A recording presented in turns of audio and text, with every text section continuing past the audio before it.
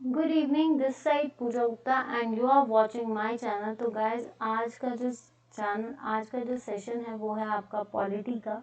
तो I hope कि आपको पॉलिटी का सेशन अच्छा लगे। तो चलिए शुरू करते हैं। आज मैंने एक पेपर्स के प्रैक्टिस सेशंस उठाए हैं या क्वेश्चंस उठाए हैं, तो देखते हैं कितने आते हैं आपको।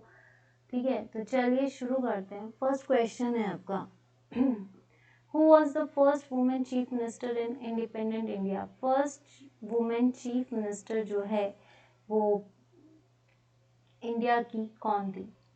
देखिए, who was the first women chief minister of independent India? Sucheta Kripalani, Sarojini Naidu, Vijay Lakshmi Pandit या Amrit Kaur? Vijay Lakshmi Pandit was the female who represent in UN parliament, British parliament. ठीक है, तो ये तो खत्म होगी। Amrit Kaur, first female health minister of India, first member to represent from Lok Sabha from HP is this she, first female governor। ठीक है, तो ये नहीं है, आंसर है सुचेता कृपाननी, जो कि कहाँ की चीफ मिनिस्टर थी? यूपी की। Answer is UP. ठीक है, और ये किसकी वाइफ थी? जेपी कृपाननी, जिसको आचार्य भी बोलते हैं। ठीक है, 5 year plan in India is finally approved by, जो 5 ईयर योजना होती है उसको कौन करता है? यूनियन कैबिनेट नहीं, आपका कैबिनेट सबसे बड़ा जो हेड होता है that is called cabinet secretary. ठीक है, ये याद रखना, सबसे बड़ा हेड कौन होता है? Cabinet secretary. नीति आयोग जो कि एक एग्जीक्यूटिव बॉडी है जो थिंक टैंक बोला जाता है। और इसको चुना कब था? 2015 में बनी थी, आफ्टर रिप्लेसिंग आपका प्लानिंग कमीशन। तो नीति आयोग का नाम फुल फॉर्म क्या है? National institute of transforming India. President on the advice of prime minister, कि प्रेसिडेंट जो है 5 year प्लान को फाइनली अप्रूव करता है with the advice of prime minister. नहीं, ये आर्टिकल जो जिसमें एडवाइसेस चलती हैं दैट इज 75।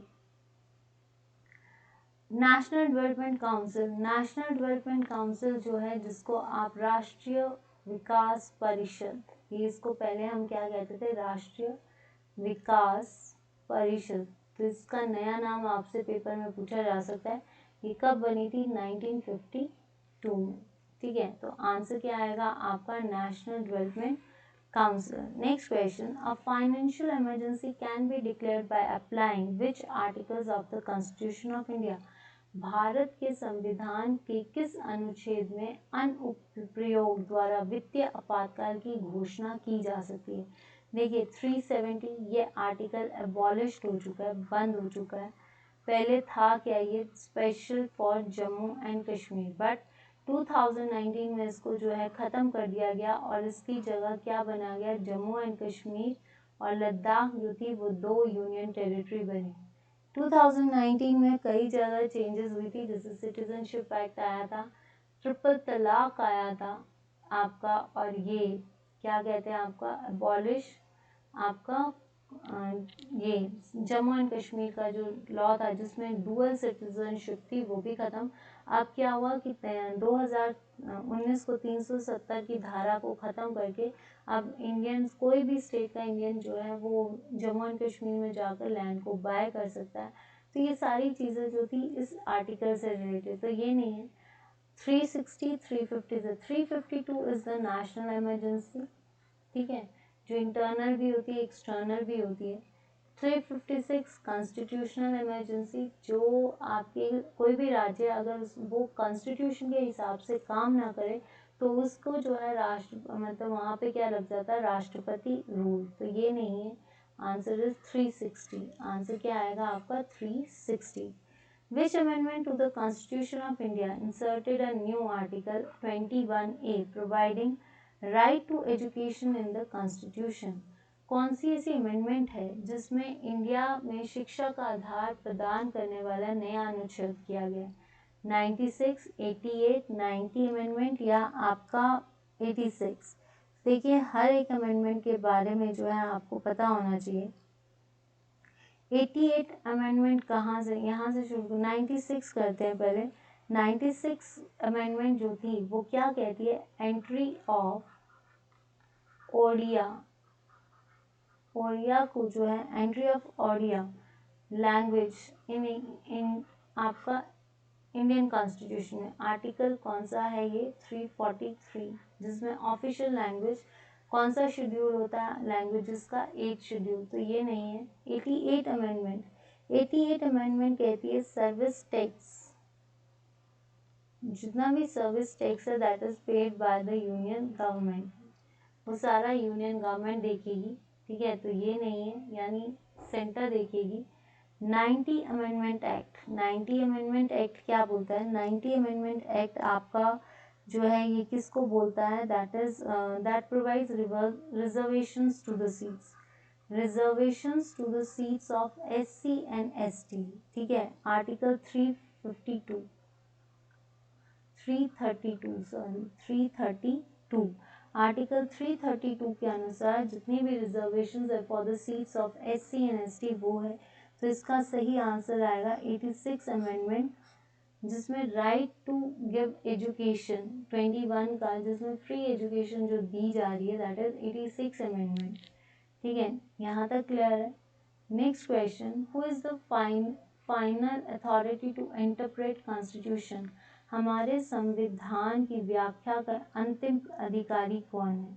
तो देखिए अगर हम बात करें हमारा संविधान, ठीक है, ये कब बना था, ये आपका 26 कॉन्स्टिट्यूंट असेंबली में 1949 में हो गया था, लेकिन 26 जनवरी 1950 को ये हमारा कॉन्स्टिट्यूशन बना।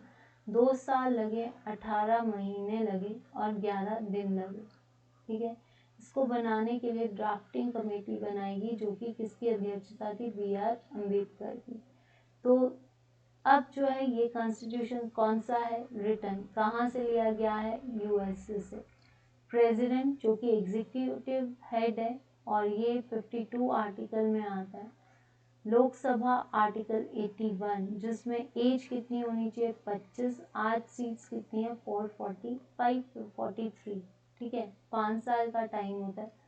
सुप्रीम कोर्ट, पार्लियामेंट, पार्लियामेंट जो है आर्टिकल 79 में बताया गया कॉन्स्टिट्यूशन ऑफ पार्लियामेंट, जिसमें पार्लियामेंट के पास पावर्स होती है टू लेजिस्लेट करना, और जितनी भी हैं जैसे पार्डन्स करना, गार्ड करना, ये सारी पार्लियामेंट देखता है। तो आंसर इज सुप्रीम कोर्ट, जो कि 24 आर्टिकल के अंडर आता है। 124, the chief minister is appointed by, chief minister किसके द्वारा अपॉइंट किए जाते हैं, chief justice of high court, नहीं, ठीक है। अभी हमारे हाई कोर्ट के वकील चेंज हुए हैं, तो वो कौन बने, मिस्टर रफीक, कौन बने, मिस्टर रफीक, ठीक है, ये याद रखना। Chief minister is appointed by president, नहीं, प्रेसिडेंट जो है वो किसको अपॉइंट कर सकता है, अटॉर्नी जनरल को, आपकी हायर कॉन्स्टिट्यूशनल बॉडीज की अथॉरिटी कैग, ठीक है, इन सबको। आपका chief justice of supreme court, नहीं, chief justice of supreme court आता है 126 आर्टिकल, और ये जो chief justice of supreme court का काम क्या है कि वो राष्ट्रपति को जो है ओथ दिलाता है। तो chief justice of India court नहीं है। चीफ मिनिस्टर को कौन अपॉइंट करता है, किसके द्वारा अपॉइंट होता है, गवर्नर। स्टेट की हायर अथॉरिटी जो है, जो मेजॉरिटी पार्टी जीती है उसके मेन लीडर को बुलाते हैं और फिर उसको जो है चीफ मिनिस्टर बनाते हैं। तो ये जो है गवर्नर जो है आपका क्या बनाता है, चीफ मिनिस्टर को अपॉइंट करता है। When was Panchayati Raj system, this is very important question कि पूछा जाता है। पंचायती राज सिस्टम वॉज इंट्रोड्यूस्ड इन 1950 में हमारा संविधान बना। 1952 में पहले इलेक्शंस हुए थे हमारे। 1956 में आपका जो है इसमें ये कह सकते हो पार्ट C स्टेट्स जो हैं उनको ख़त्म कर दिया गया था, ठीक है। तो आंसर इज 1959। 1959 को जो है राजस्थान के नागौर में जो है पंचायती राज सिस्टम बना। देखिए पंचायती राज सिस्टम जो है ये आर्टिकल 243 से 243O तक आता है। ये जो है आपकी 73rd अमेंडमेंट एक्ट है, अमेंडमेंट एक्ट है, जिसमें कौन सा शेड्यूल है, ये 11 शेड्यूल है। देखिए विलेज पंचायत जो हैं आपकी, ये बेसिकली जो है किस में डील की जाती है, नीति निर्देशक सिद्धांत, ठीक है, उसमें डील किया गया है। तो ये जो है आपका राजस्थान और फिर आता था आंध्र प्रदेश। देखिए एक और क्वेश्चन, पहली ऐसी स्टेट बताओ जिसको लिंग्विस्टिक बेसिस पे अलग किया गया था, वो थी Andhra Pradesh. What is the minimum age prescribed in India for the citizens to cast their vote? हर मतलब एक इंसान को वोट देने के लिए क्या एज है?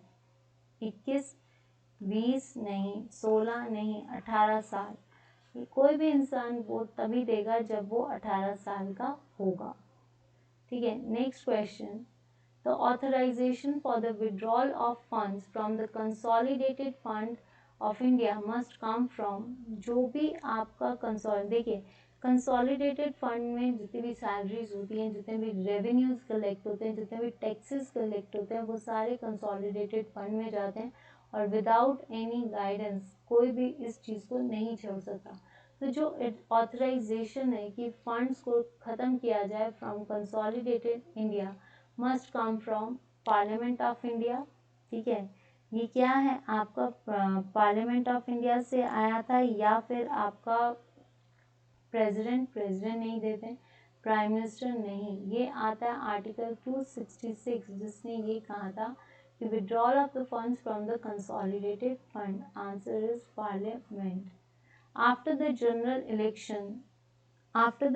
Elections the protem speaker is, जो आपको पता है कि एकदम से जब नई गवर्नमेंट बनती है तो नई गवर्नमेंट के नए मेंबर्स को चुना जाता है। तो जब जनरल इलेक्शन हो जाते हैं, प्रोटेम एक स्पीकर, मतलब जब अब सेशंस बैठेंगे, जब नई गवर्नमेंट बनेगी तो सेशन बैठने से पहले प्रोटेम उसकी अध्यक्षता करने के लिए हम क्या लगाते हैं, एक pro tem speaker for a time being. Elected by the Lok Sabha नहीं, appointed by the president of India नहीं, the senior and the most member of Lok Sabha नहीं। आंसर इज आपका none of these, appointed by the president of India. देखिए वैसे तो ये जो है आपका, ये कौन चुनता है, आपका protem speaker appointed by the president of India, ठीक है। Who among the following appoints acting Chief Justice of India? इसमें से कौन जो है अपॉइंट करता है, आपके मुख्य न्यायाधीश की नियुक्ति कौन करता है? Chief justice of India, president of India, president in consultation with the chief justice of India, या नन ऑफ दीज। देखिए चीफ जस्टिस ऑफ इंडिया तो नहीं करता, प्रेसिडेंट ऑफ इंडिया तो ये जो है आपका, ये कौन करता है, आर्टिकल 126 के president of India. Answer is President of India. Who decides the disputes regarding disqualification of the members of the parliament? मतलब कौन जो है संसद सदस्यों की अयोग्यता के बारे में विवाद का निर्णय कौन करता है? कि जो भी डिस्प्यूट्स होती हैं, जैसे मान लो मेंबर्स ऑफ पार्लियामेंट के बीच में, तो उनकी जो डिस्प्यूट्स हैं ऑन द बेसिस ऑफ उनकी क्वालिफिकेशन, तो वो कौन सेटल करता है? प्रेसिडेंट, इलेक्शन कमीशन सॉरी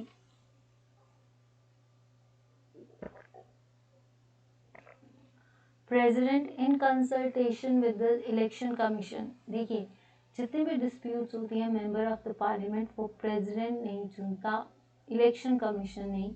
तो जो भी, जैसे मान लो जो भी इंसान है जो मेंबर बना है, अगर वो अपनी क्वालिफिकेशंस, अपनी रिक्वायरमेंट 6 महीने के अंदर नहीं पूरी कर सकता तो उसको निकाल दिया जाता है। तो उसमें प्रेसिडेंट नहीं, 52 आर्टिकल आपका, ये जो इलेक्शन कमीशन है दैट इज 323, ठीक है। तो ये जो है आपका, क्योंकि प्रेसिडेंट ही इलेक्शन कमिश्नर को भी चुनता है, ये दोनों तो नहीं हो सकते। लेकिन हाँ, अगर disqualifications of the members of parliament करनी है तो ये डिसाइड कब करेंगे, पहले प्रेसिडेंट के साथ उस विद द इलेक्शन कमीशन। मतलब प्रेसिडेंट जो है इलेक्शन कमीशन के साथ, जो है मेन जो कमिश्नर है उनके साथ डील करेंगे, उनके साथ एग्रीमेंट या उनके साथ कंसल्ट करेंगे, देन उसके बाद ये डिसीजन लिया जाता है कि इस डिस्प्यूट्स को, फिर तभी इसी डिस्प्यूट्स को सेटल किया जाता है। तो आंसर इज सी। आंसर क्या आएगा आपका? सी, ठीक है। नेक्स्ट आता है, अगर इसका कौन सी, ये किस प्रोविज़न में है? 103 प्रोविज़न में है, ठीक है। तो अब जो है आपका the quorum of Rajya Sabha is, एक quorum राज्यसभा के कितने मेंबर्स के बीच में होता है, 1/5, 1/6 या 1/10, तो आंसर इज 1/10। नेक्स्ट आता है which one of the following office, देखिए जो कोई भी होगा उसका 1/10 ही चुना जाएगा, चाहे वो लोकसभा हो चाहे Rajya Sabha. Which one of the following offices is held during the pleasure of president, president के टाइम पे कौन जो है वो फुल एंजॉय, मतलब जब तक प्रेसिडेंट चाहे उसको सीट पे बिठा सकता है। देखिए vice president, this is the x official member of Rajya Sabha, ठीक है। Chief justice of India article 124, chairman of UPSC, UPSC जो है उसका चेयरमैन भी प्रेसिडेंट चुनता है 65 ईयर्स तक, या फिर उसका जो है कितना कार्यकाल होता है इसका 5 ईयर्स, ठीक है, कितना होता है 5 ईयर्स। तो आंसर इज जो है प्लेजर वो है governor of the state, state governor, जब तक प्रेसिडेंट चाहे उस गवर्नर को वहाँ पे रख सकते हैं या फिर उसको कहीं जगह पे अपॉइंट कर सकते हैं, ठीक है। नेक्स्ट आता है क्वेश्चन आपका, एक second,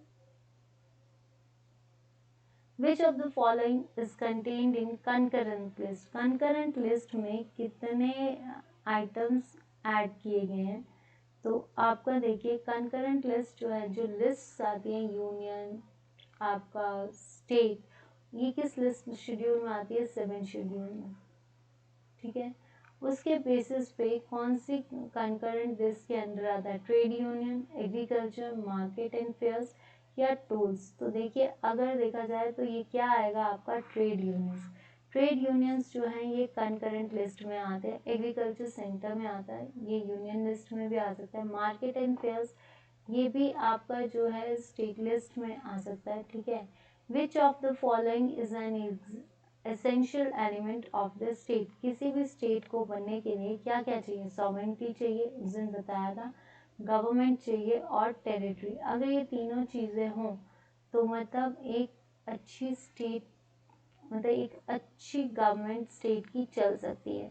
which article of the constitution specifies fundamental duties of every citizen, fundamental duties कौन बताता है, देखिए आर्टिकल 80 राज्यसभा, ठीक है, article 343 official languages, article 356 is the constitutional failure of the HP, कोई भी स्टेट की कॉन्स्टिट्यूशनल फेल होना, आर्टिकल 51A फंडामेंटल ड्यूटीज जो है 1976 में ऐड की गई थी, किसके थ्रू, स्वर्ण सिंह कमेटी के थ्रू, ठीक है, स्वर्ण सिंह कमेटी के थ्रू 1976 में जो है ये गठित की गई थी फंडामेंटल ड्यूटीज, और ये याद रखना 10th थी पहले और 2000 में जो है 2 में इसको 16 आपकी कितनी कर दी थी, आप कितनी कर दी थी 11, ठीक है। फंडामेंटल ड्यूटीज किसके बाद आता है, डीपीएसपी के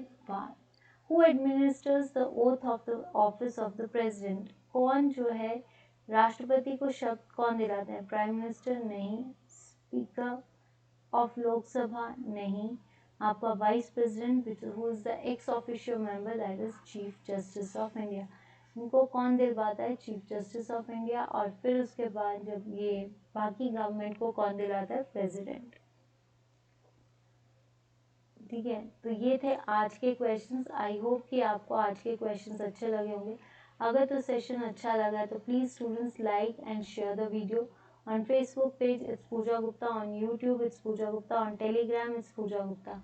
अगर कोई गलती दिखती है तो माफ़ी चाहूँगी, प्लीज़ कमेंट सेक्शन पे लिख देना, और जितना हो सकता है वीडियो को लाइक और शेयर कीजिए।